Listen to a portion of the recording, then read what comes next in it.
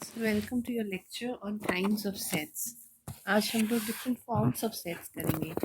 पहले लेक्चर में हम लोगों ने जाना कि सेट थ्योरी किसे कहते हैं, किस तरह से हम सेट्स को डिनोट करते हैं और सेट्स को लिखने का ढंग क्या क्या हो सकता है। What are the three kinds in which और the methods in which we can denote a set, specify a set or write a set. The three kinds were: first was roster method, second was set builder form, and the third was descriptive phrase method. So now we move on to the different kinds of sets. The first kind of set that we come across is known as a finite set or finite sets. Sets which contain finite number of elements are known as finite sets. एक ऐसा set जिसमें हम जो संख्याएं हैं, elements हैं, यानी जो अवयव हैं, उनको हम गिन सकते हैं, लिख सकते हैं। उनकी संख्या जो है वो सीमित होती है, इसको हम फाइनाइट सेट कहते हैं। जैसे if A is a set of the English vowels A, E, I, O and U, we know that there are 5 English vowels. So we can say that this set A is a finite set. If we know the number of students of a class and we write their names as, say, suppose Asha, Smita, and so on, and we have 50 students, so we write down 50 names. Okay, Latika.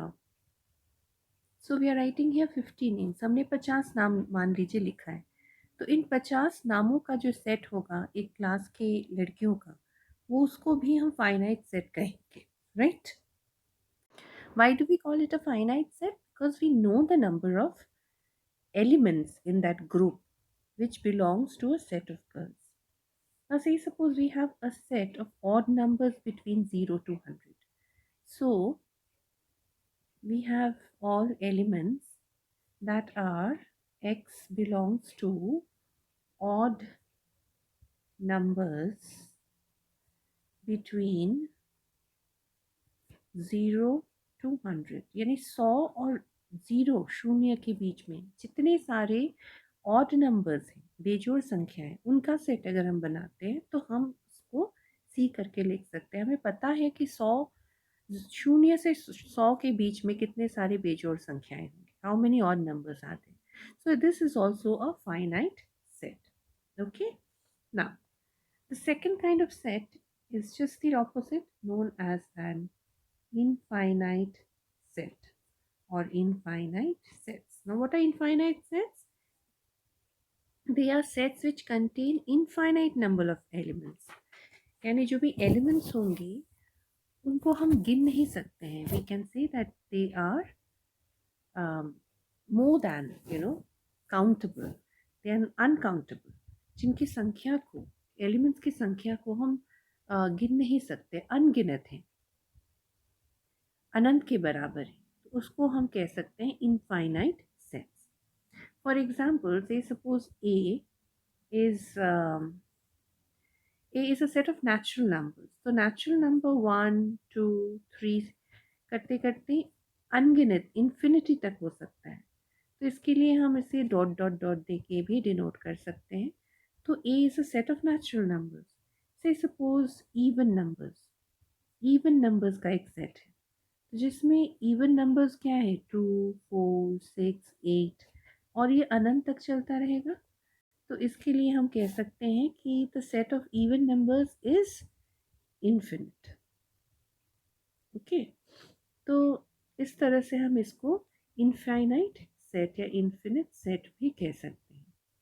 Set of negative integers कैसे होंगे, जैसे कि -1, -2, -3, और ये अनंत तक चलता जाएगा, तो इसको हम इनफाइनाइट सेट कहेंगे. ओके, सो फर्स्ट क्लासिफिकेशन में हम सेट्स को फाइनाइट एंड इनफाइनाइट सेट्स में डिवाइड करते हैं. Third kind of set is what we call is a null set. Null sets are also known as empty sets. Okay, और it is also known as a void set और a zero set. तो इसके बहुत सारे नाम हैं. इसमें एक खासियत है, इसे हम इस तरह से डिनोट करते हैं या एक खाली पैरेंथेसिस से भी डिनोट करते हैं, खाली ब्रैकेट से भी डिनोट करते हैं. Okay, so what is a null set? Null set means it will not contain any element. वो सेट खाली रहेगा. अगर हम कहते हैं कि इसमें एक सेट है जिसमें कि ज़ीरो है, तो इसको हम नल सेट नहीं कहेंगे. इसमें एक एलिमेंट है, तो कोई भी सेट अगर एक एलिमेंट है, ज़ीरो भी एक नंबर है, संख्या है, हमें याद रखना पड़ेगा, तो इसको हम वॉइड सेट नहीं कह सकते. लेकिन अगर कोई भी सेट में एलिमेंट्स नहीं है तो इसको हम एम्प्टी सेट कहेंगे कि खाली सेट है. Right? So an empty set means a set in which there are no elements. Okay, and empty set is a subset of every non-null set. यानी अगर एक सेट है A जिसमें कि नेचुरल नंबर्स हैं 1 से 5 तक, तो इसमें भी एक, इसका अगर सबसेट्स हम देखेंगे तो 1 2 3 4 अलग अलग करके सबसेट्स हो सकता है. 1 2 1 3 1 4 इस तरह से सबसेट होगा. तो उसका एक सबसेट एम्प्टी सेट भी होगा. Is that clear? ओके, तो एम्प्टी सेट के एग्जांपल्स कैसे होंगे? मान लीजिए हमारे पास एक सेट बी है और इसमें हम कहते हैं B is such that B has elements which belongs to all men who are 500 years old. क्या ऐसे लोग हम ढूंढ पाएंगे? नहीं.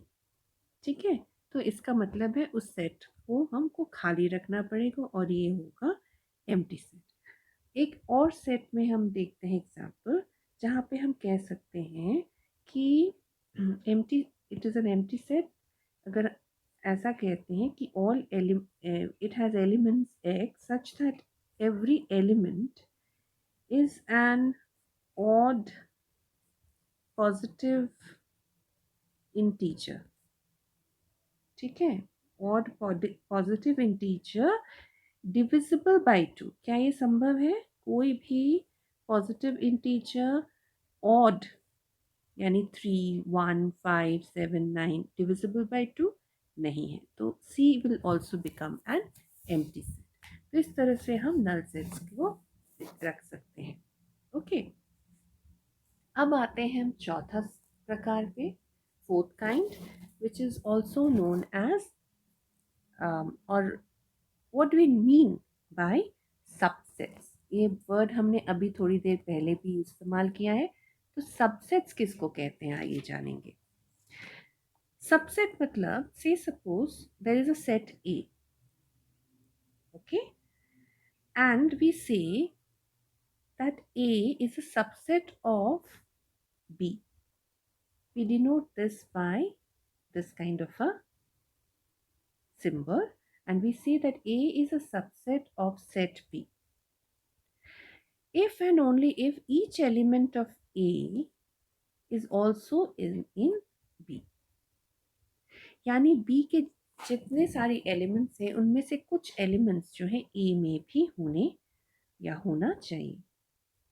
Okay, so which means that if there is an element X, then it will also belong to A and X should also belong to B. Then we can say that A is a subset of B. Okay, A is not a subset of B अगर हमको लिखना है तो हम इसको इस प्रकार लिख सकते हैं. Okay, so this shows that it is not a subset of B. Subset को हम इस तरह पे डिनोट करते हैं. So say suppose B is a set of odd numbers 1 3 5 7. ठीक है, A is equal to 1 3. तो हम कह सकते हैं A is a subset of B, क्योंकि A में जो एलिमेंट्स हैं वो B के भी एलिमेंट्स हैं, या B में जो एलिमेंट्स हैं वो A में भी हैं. और ये भी आप देखेंगे कि बी में और दो एलिमेंट है, 4 एलिमेंट है, उसमें 2 एलिमेंट्स ए के एलिमेंट्स नहीं है, इसीलिए हम बी को सबसेट नहीं कहेंगे ए का, ए को बी का सबसेट कहेंगे. So A is a subset of B. Okay. Now what are the properties of subset? Properties कुछ होते हैं, कुछ 2-3 प्रॉपर्टीज होंगे. पहला प्रॉपर्टी ये है कि हर एक सेट अपने ही सेट का सबसेट होता है. फॉर एग्जाम्पल यहाँ पे जब से हमने बी लिया है, बी में 1, 3, 5, 7 है ना, तो B will be a subset of B itself. ठीक है.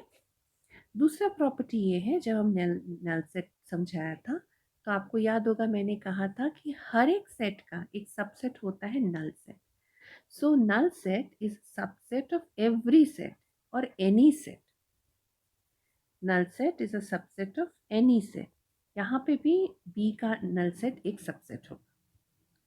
और तीसरा प्रॉपर्टी ये होता है that if A is a subset of B, A is a subset of B, and B is a subset of another set C, then automatically we can say that A is a subset of C.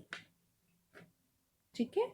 तो हम क्या कह सकते हैं कि if A के कुछ B के कुछ एलिमेंट्स A में है तो A को हम सबसेट ऑफ B कहेंगे.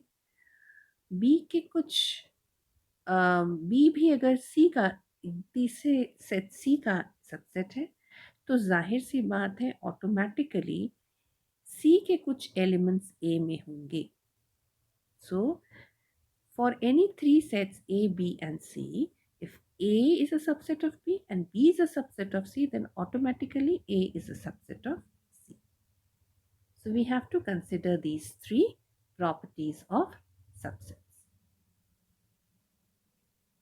Okay. Now we can take here an example.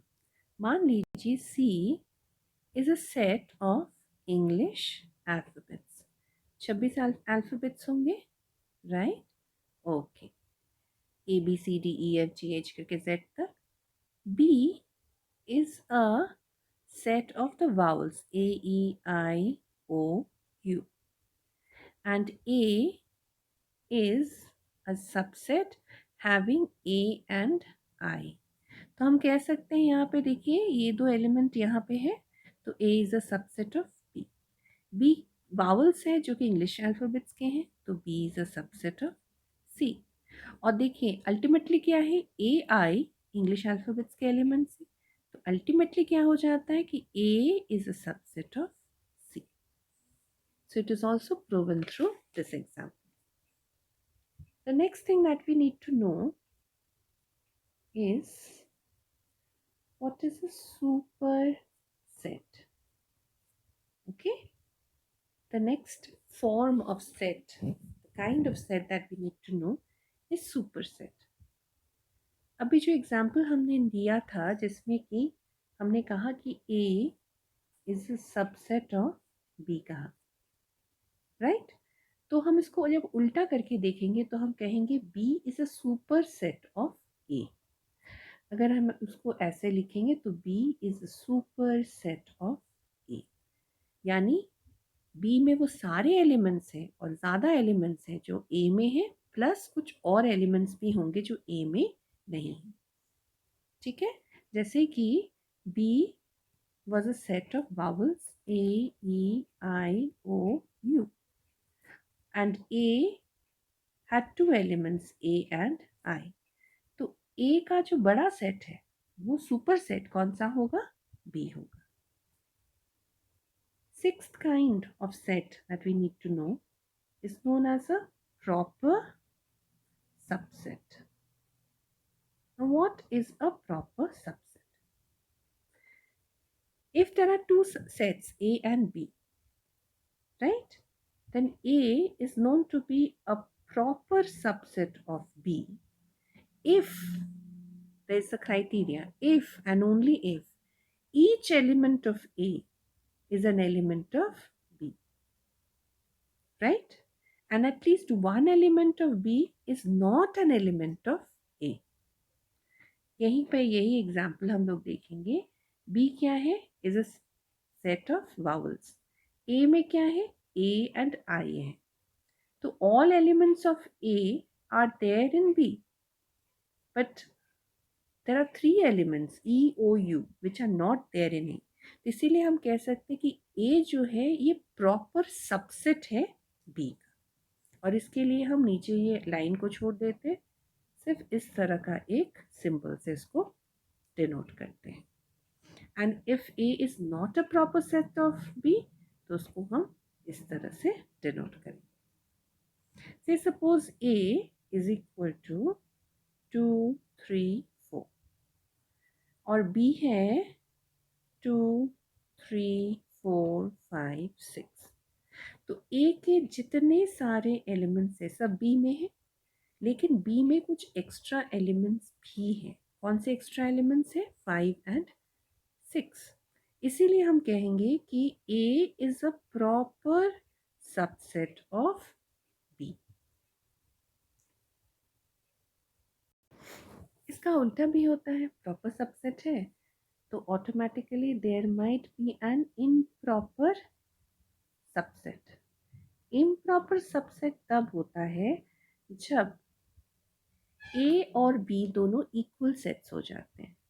For example A is equal to 1, 2, 3 and B is equal to 3, 1, 2. सारे एलिमेंट्स A के और सारे एलिमेंट्स B के इक्वल है तो हम कह सकते हैं A is equal to B, right. बस उसका प्लेसमेंट अलग है लेकिन एलिमेंट्स तो वही हैं.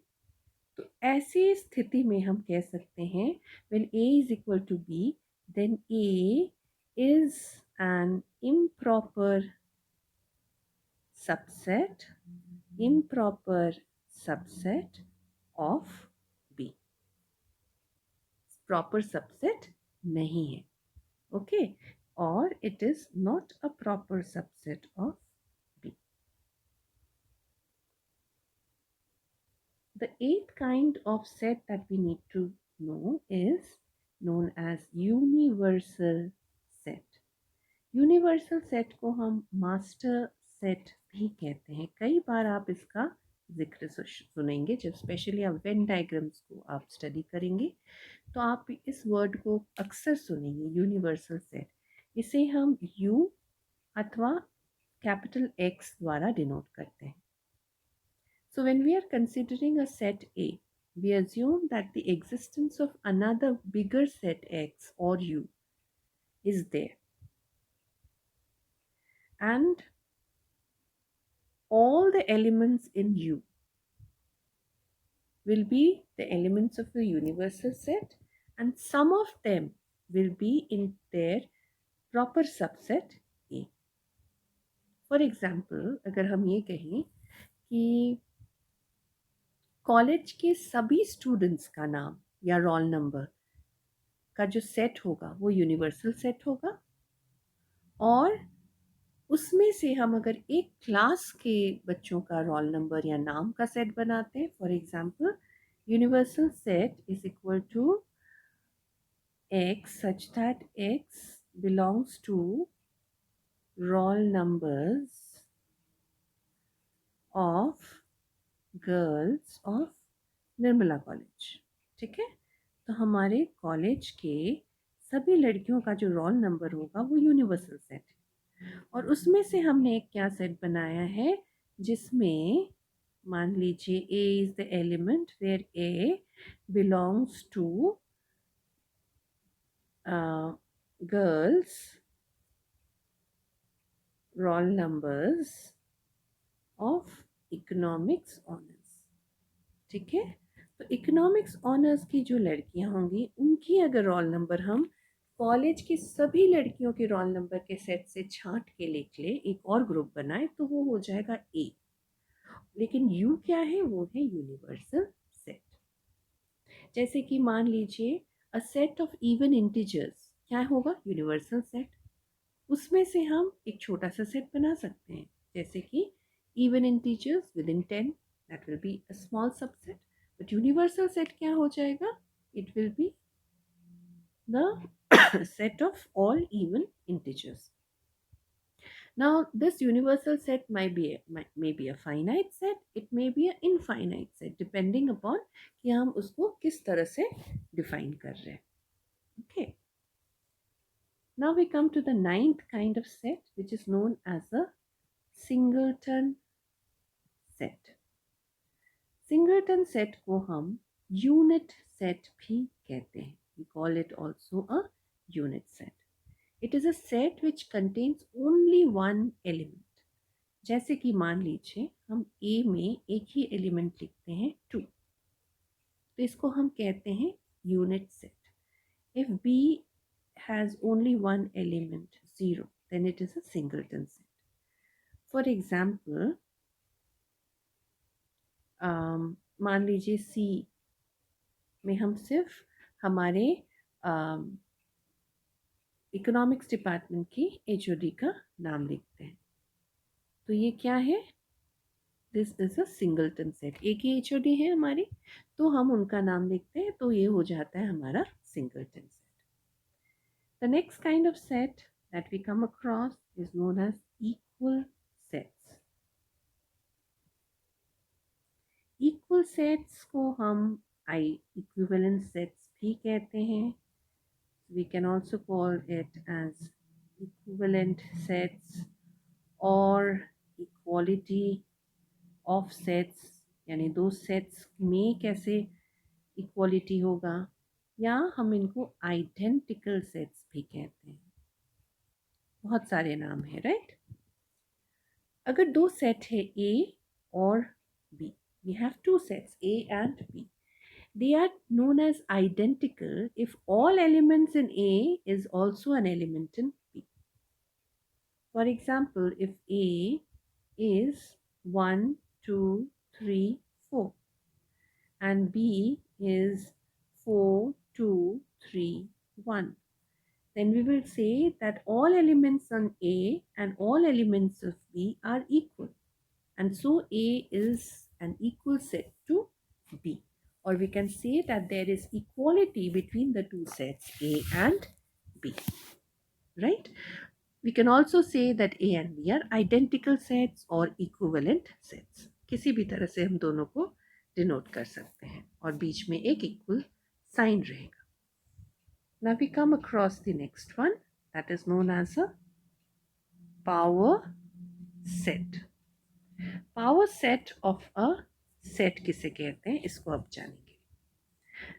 Now say suppose the collection or class or family of subsets of a particular set A. This collection or class or family or group of subsets of a particular set will be known as power set. इसे हम P, मान लीजिए A का सारे के सारे sets का group यानी पावर सेट होगा, तो इसको हम ऐसे लिखेंगे PA. मान लीजिए A इज इक्वल टू 1, 2, 3, तो पावर सेट ऑफ A क्या क्या हो जाएगा? पावर सेट ऑफ A को हम ऐसे लिखेंगे पैरेंथेसिस में, इट विल बी 1, 2, यानी सबसेट्स का ग्रुप. अगर हम कहें तो ये सबसेट्स के ग्रुप होंगे, right? So we'll keep on writing all the subsets, right?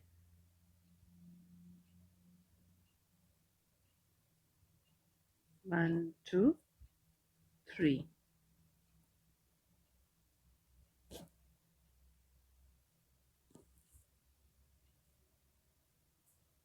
Two, 3.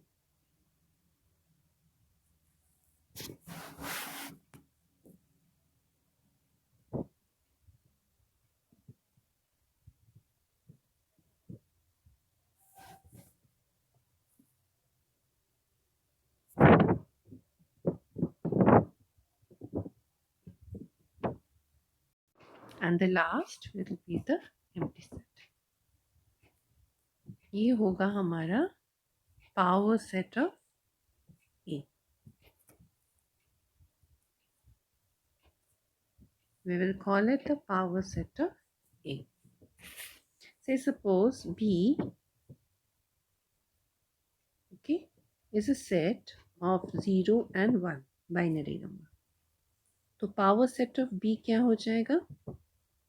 Power set of B would be the empty set, sorry, so 0 से शुरू करते हैं, 0 1 0 1 and the empty set. 4 sets का ग्रुप जो है वो पावर सेट होगा. Okay. The next thing that we need to know in the different kinds of set is what we know as comparability of sets. Comparability of sets. If we have two sets, A and B, then we can say that the two sets A and B are comparable if A is a subset of B or B is a subset of A. And these sets cannot be said to be comparable if A is not a subset of B or B is not a subset of A. यानी अगर A B का subset है और अथवा B A का subset है, दोनों में से एक कंडीशन अगर मान लीजिए पूरा हो जाता है, तभी हम कहेंगे कि A और B कंपेरेबल है. लेकिन अगर A B का सबसेट नहीं है या उल्टा भी हो सकता है, B A का सबसेट नहीं है, तो इस केस में हम कहेंगे कि A and B are not comparable.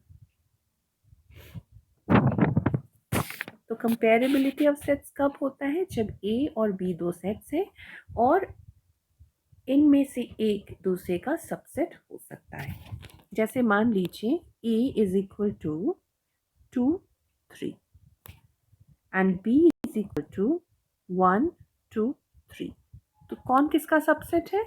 Yes, A B का सबसेट है. तो हम कह सकते हैं कि A and B are comparable because A is a subset of B. इसी तरह से मान लीजिए, take another example. Okay, A is the 5 vowels A, E, I, O and U, right? And B is equal to O and U. Then which is the subset of its set? Here B is the subset of A. So we can say that A and B are again comparable because B is a subset of A. Fine. लेकिन अगर हम तीसरा example देखते हैं जहाँ पे A is equal to 1 2 5 और B क्या है? 2 5 6. यहाँ पे A B का सबसेट नहीं है, B A का सबसेट नहीं है, इसीलिए A और B कंपेरेबल नहीं है. Okay, since why? Because A में एक एलिमेंट है 1 बट B में ये एलिमेंट नहीं है.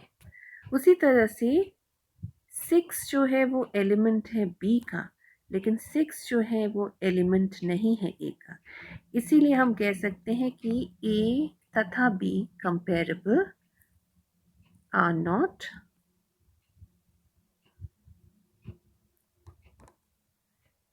A and B. We can say that here A and B are not comparable. The comparability of sets nahi. Okay, I hope you have understood the different kinds of sets. Usually एक just brief मैं बता रही हूँ. N से हम natural numbers के set को denote करते हैं, Q से रैशनल नंबर्स के सेट को डिनोट करते हैं, Q पॉजिटिव यानी positive rational numbers. Okay, Q 0 से हम डिनोट करते हैं नॉन ज़ीरो रैशनल नंबर्स, जिसको हम Q स्टार भी लिखते हैं कभी कभी. R से डिनोट करते हैं सभी रियल नंबर्स को, जिसमें कि R पॉजिटिव कहते हैं खास करके पॉजिटिव रियल नंबर्स को, एंड R0 कहते हैं set of all non zero real numbers. Integers के लिए हम z अथवा i का इस्तेमाल करते हैं। z पॉजिटिव यानी set of all positive integers and z0 is set of non-zero integers. Okay. Then z negative is for all negative integers. e से हम even integers को दिखाते हैं, c से complex numbers को दिखा सकते हैं और p डिनोट करते हैं प्राइम नंबर्स के लिए। I hope you have understood till now so far. Next, in our next video, next lecture, we will understand the set operations, yeah, algebra or the algebra of sets.